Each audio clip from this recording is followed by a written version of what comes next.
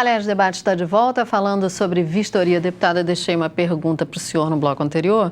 Se o Detran teria condições de fazer essa fiscalização, teria homens suficientes para isso, a partir do momento que o Rio de Janeiro trocasse para essa fiscalização eletrônica, o licenciamento eletrônico, no caso? Olha, a qualidade hoje da fiscalização nos postos é crítica, muito ruim. É preciso que se tenha um treinamento para que as pessoas possam ter condições de fazer uma fiscalização atenta que possa produzir os efeitos que a sociedade espera de uma fiscalização nas ruas. Ou seja, que os carros que a gente vê trafegando por aí possam ser eliminados. Enfim, os carros estão proibidos de trafegar pelo Rio de Janeiro. Agora, você vê a quantidade de carros sem mínima condição trafegando pelas ruas do nosso estado. Então, o Detran precisa qualificar sua mão de obra, precisa ter gente treinada, espero que por concurso público, que hoje o Detran, na verdade, abriga até o Instituto Félix Pacheco, que é um instituto ligado à segurança pública. Deveria estar ligado à Secretaria de Segurança Pública e à Polícia Civil, e não ao Detran. Foi uma medida de governo momentânea e que ficou eterna. Enfim, o Detran precisa ter o foco na qualidade dos veículos, no licenciamento, na habilitação de motoristas, para que a gente possa ter esse sistema todo funcionando adequadamente. Agora, quando se fala não é o que vai acontecendo hoje. Quando se fala nessa fiscalização, a gente pensa no Detran fazendo a fiscalização. Mas aonde fica a Polícia Militar nesse contexto? Ela pode fazer parte disso? Ela pode ajudar também nessa fiscalização? Por exemplo, ela está vendo que tem um carro que está lá que não podia estar rodando. Ela pode parar esse carro e pode impedir? Ela tem a obrigação de parar. Mas isso acontece? Não acontece. Não acontece. Acontece raramente, enfim, e blitz, enfim.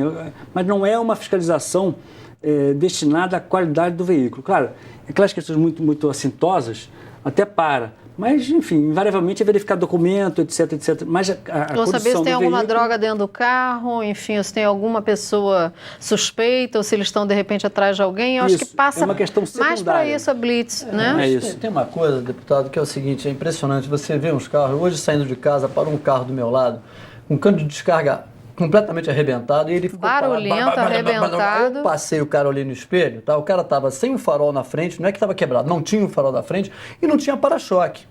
Quer dizer, e o carro não tinha placa. E o cara estava feliz da vida passeando com aquele carro.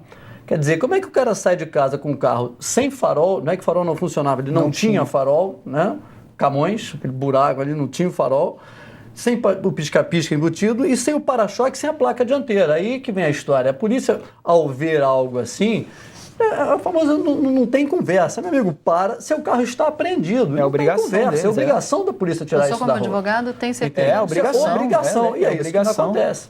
Entende? É isso que não acontece. Você vê os carros rodando pela rua que, pelo amor de Deus, quer dizer, ninguém se responsabiliza em tirar o carro da rua, porque o cara que também está dirigindo um carro desse sabe que, na verdade, não vai acontecer nada com ele.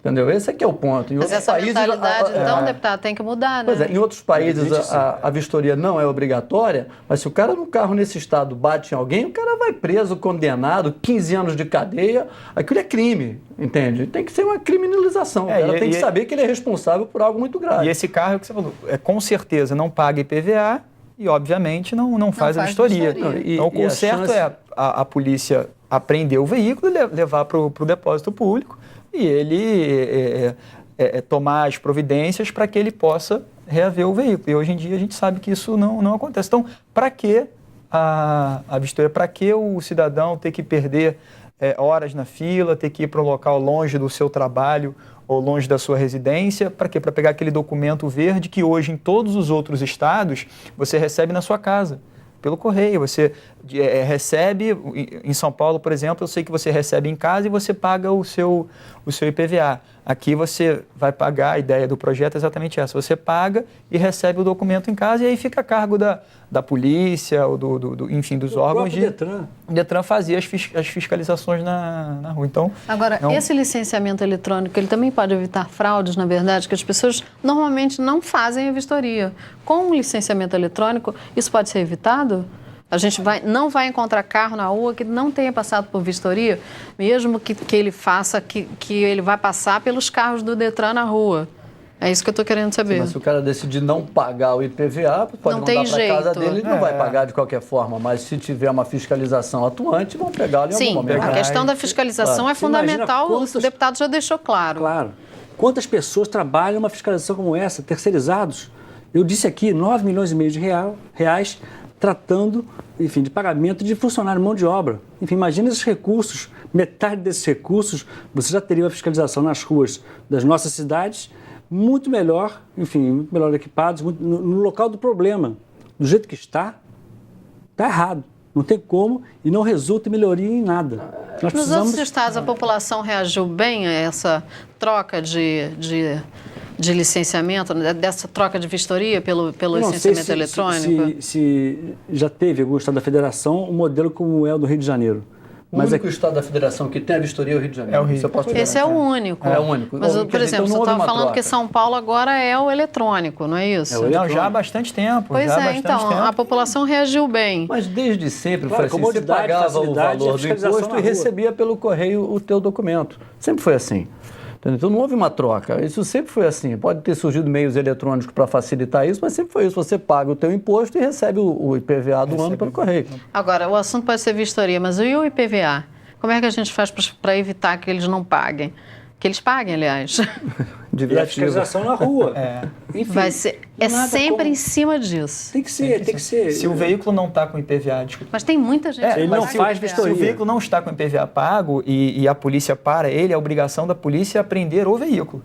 O IPVA não está pago, está vencido, ele tem que apreender o veículo e levar para o depósito público e aí ele vai pagar o reboque, vai pagar o IPVA para ele reaver o carro. Tudo que tiver contra o carro, exatamente. Né? São duas situações. Uma é do IPVA que a polícia, enfim, os órgãos têm que aprender. O chamado nada consta. Exatamente. E a outra é a questão da situação do veículo, que se não tiver em condições de uso, tem que ser apreendido também. Tem que acertar tudo para depois liberar o veículo. O projeto já passou pelas comissões permanentes da Casa, ele volta agora a primeira votação, a segunda votação, depois a sanção do governador. Então é importante a gente ter a mobilização das pessoas para que a gente possa acabar com a vistoria anual de veículos e que a gente possa ter um outro tipo de fiscalização, outro tipo de ação do Estado, porque da maneira que está, enfim, é burocrática, é atrasada e não redundou em melhora nenhuma para o cidadão, muito menos para o governo.